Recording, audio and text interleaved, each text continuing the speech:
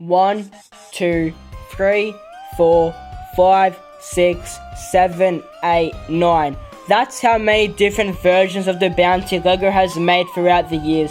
We started off with a normal ship that was stranded in a desert, then the ninja added some rocket boosters to it to make it fly, then the devourer ate it.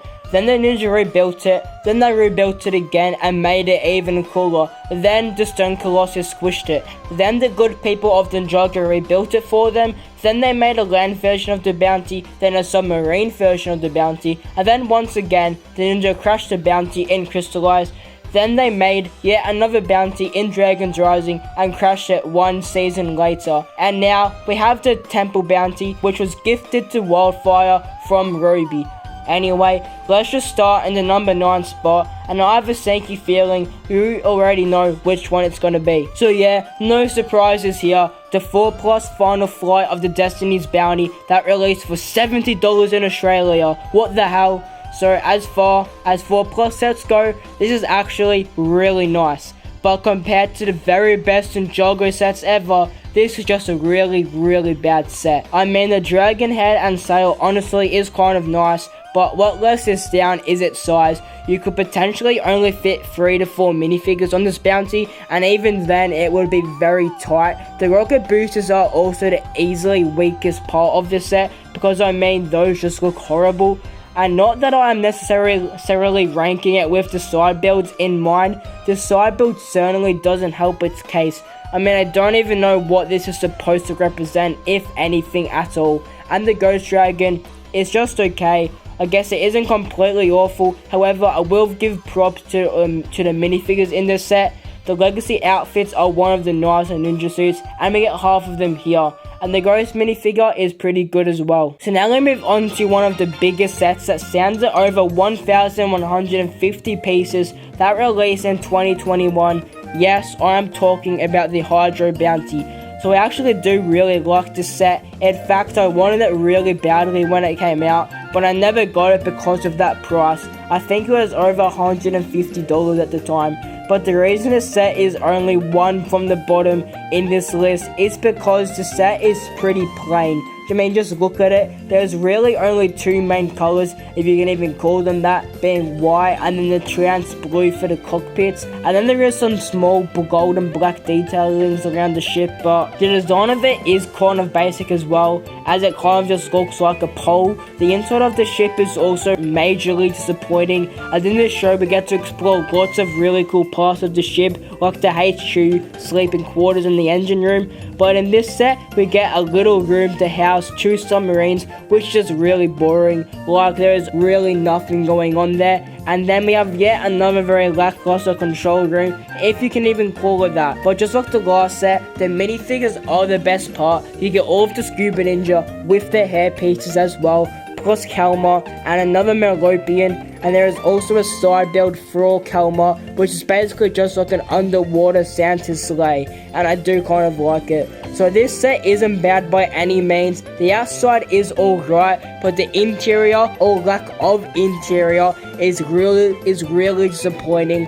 And compared to the other bounties, it definitely deserves to be 8th on this list. And in 7th, we have probably a bit of a hot take, as well as the Dragon's Rising Season 1 bounty from 2023.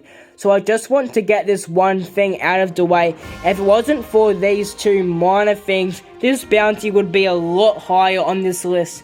The first thing I don't like is the color scheme.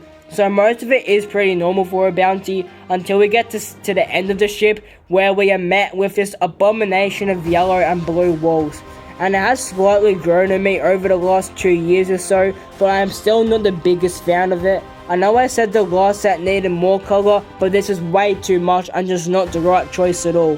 Then the second thing that I don't like is the dragon head. So for this bounty, the dragon head is actually a dragon this time. It's not just a sculpture, it's a real, living, breathing, plastic dragon named Zan. So I do not actually hate this too much. I do appreciate how they try to do something different, but I definitely prefer the original designs. However, with the rest of the set, I actually do kind of like it. There's a lot of room to pose minifigures on the bounty. There's also a room for the ninja to hang out in, which is really well made as well. So overall, it is a good set, but just not my favorite. And from 7, we go to 6, and in this position, we have the OG Destiny's Bounty from 2012, which may sound low at first, but hear me out.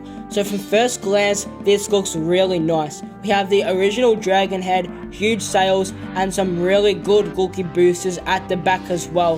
The minifigures are also amazing. We have Garmadon, Scales, and Wu, and the Kendo Ninja are not too bad either. But now we have to move on to the bad side of the set. The side that really lets this set down a lot, and that's its size. It's quite small, but that's not too bad. However, there is next to no space to place the minifigures. You could squeeze 3 or 4, but it would be a very tight squeeze at that. And we are now halfway through this ranking, and we are going to be putting the 2015 final flight of the Destiny's Bounty in this spot. And I can't lie, I really wanted this set back in the day, and I'm still pretty upset that I wasn't allowed to get it till this day. So this set is pretty much just an upgraded version of the last set. It is bigger, you can fit a few more minifigures on it. The sail's really nice again, and the headquarters part is also fairly spacious as well. And the minifigure selection in this set is actually top notch. For the ninja, we have Wu, Lloyd, Cole, and Nia. And for the ghosts, we have Moro, Banshee, Soul Archer, and Goltar. So pretty much all of the main ghosts from the show.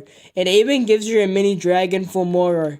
This set would 100% be higher on this list if the quality of the next few bounties weren't just super high. So, in the 4th spot, we don't have the Destiny's Bounty, but the Land Bounty.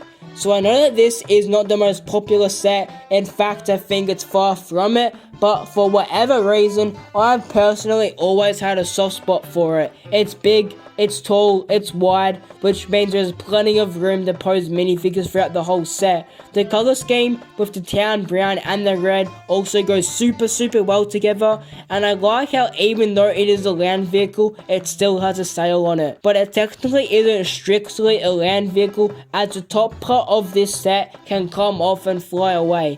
There's also a mini car that can come out of the garage as well. The interior of the set isn't bad either. Then the minifigures are amazing. We get 4 out of 6 Ninja, Wu, and then a Sphera as well. Just a really great deal in total. I find the set to be severely underrated. And on the last step of the podium, we have the most recent bounty from this year, the Temple Bounty.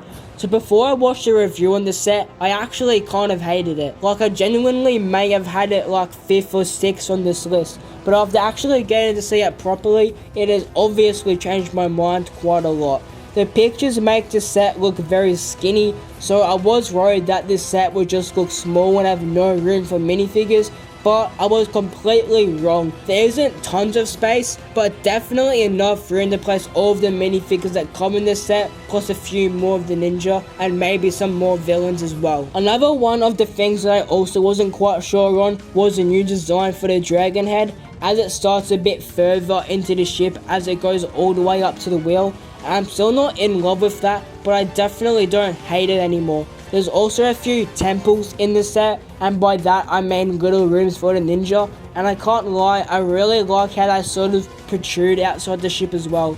Finally, the sails and rocket boosters are both really fantastic. I'm still not sure if I will end up picking up this set, as there are a few other things that I need / want to buy at the moment, but if it goes down to a good price, I might just have to cop it. I'm just missing out on the top spot. We have the Legacy Destiny's Bounty. So I think most of you knew that this set was going to be around this tier. I mean, the set is just so good. First of all, what I look for most in bounty sets is of course the space, and this set has it in spades. Next up is the sails, and they just look magnificent. The headquarters part is probably the weakest part of the set, but it is still amazing, don't get me wrong.